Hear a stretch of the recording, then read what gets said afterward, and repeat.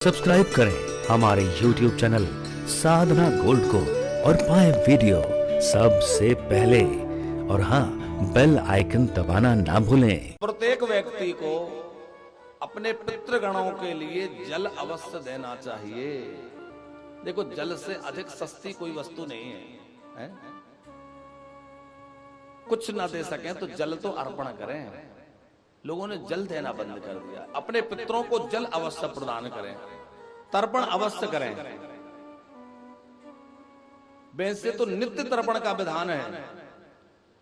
मनुष्य को नित्य तर्पण करना चाहिए। देव तर्पण, ऋषि तर्पण और पितृ तर्पण, ये तीन तर्पण नित्य करना चाहिए। कई जगह 4 तर्पण का भी आया है: देव तर्पण, ऋषि तर्पण, मनुष्य तर्पण और पितृ तर्पण। पहले पूर्व दिशा में मुख करके और हाथ में कुश लेकर के, कुश का अग्रभाग सामने करके, और इस जो उंगलियों का ये अगला वाला भाग है, इसको कहते हैं देव तीर्थ। हाथ में अलग अलग स्थानों को अलग अलग तीर्थों में विभाजित किया है ऋषियों ने। हमारी उंगलियों का जो अग्रभाग है ये देव तीर्थ कहलाता है। थोड़ा जल रख लें, उसमें गंगा जल डाल लें। बहुत कठिन नहीं है। लोग कहते हैं महाराज जी हमें आता नहीं है। अरे आता क्या नहीं है, सीखना नहीं चाहते। हवाई जहाज बनाना सीख गए, दुनिया की मशीनें बनाना सीख गए, दुनिया की दवाइयां बनाना सीख गए, और जल देना नहीं सीख पा रहे।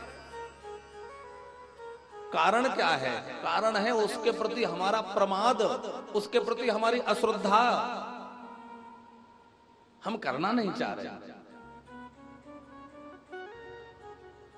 देव तर्पण के लिए देव तीर्थ के द्वारा पहले देव तर्पण करें।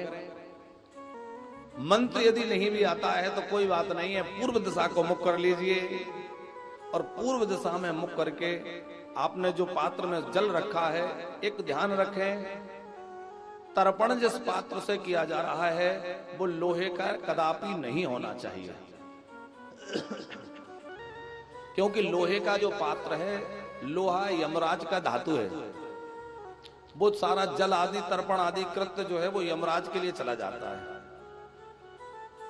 इसलिए तर्पण का जो पात्र है, जो आजकल स्टील चल गया है, स्टील भी लोहा है, इसलिए स्टील का लोहे का नहीं होना चाहिए। कांसे के पात्र को भी बहुत उत्तम नहीं माना है। पीतल का पात्र बहुत उत्तम है। यदि सामर्थ्य प्रभु ने दिया है तो चांदी का पात्र बनवा करके रखें, और चांदी के पात्र से दिए हुए जल से हमारे पितरों को अक्षय प्राप्ति प्राप्त होती है। चांदी का पात्र। हम लोग इतने इतने पैसे हमारे शान शौकत में खर्च कर देते हैं, इतने इतने पैसे हम अनावश्यक पार्टियों में जहां तहां उड़ा देते हैं। एक पात्र बनाकर रख लीजिए जो हमेशा रखा रहेगा, आप उससे हमेशा तर्पण कीजिए।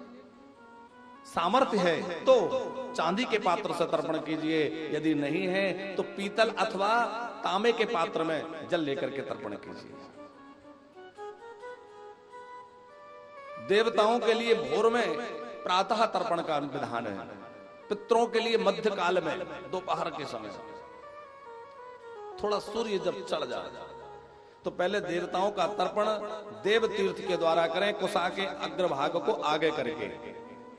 फिर कुशा को हाथ में आड़ी पकड़ करके और ये दोनों हथेलियों के बीच से ऐसे छोड़ना है।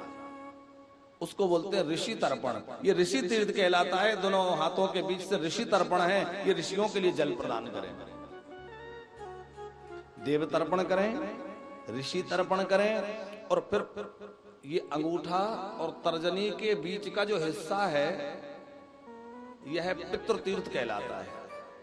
इस पितृ तीर्थ से कुशाओं की मूल भाग को इधर करके और मूल भाग की ओर से दक्षिण दिशा को मुख करके, और दक्षिण दिशा में अपने पूर्वजों का, अपने पितरों का नाम ले लेकर के जल छोड़ना है। ध्यान देना है जो जल हम छोड़ रहे हैं, देवताओं को दिए जाने वाले जल में चावल डालें, पुष्प डालें।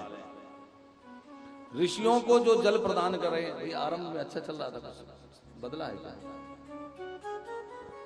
जो ऋषियों को तर्पण किया जा रहा है, उस ऋषि तर्पण में आपको जौ डालना है, यब जौ, और पितरों के लिए किए जाने वाले तर्पण में काला तिल डालना है, काले तिल के द्वारा तर्पण करें।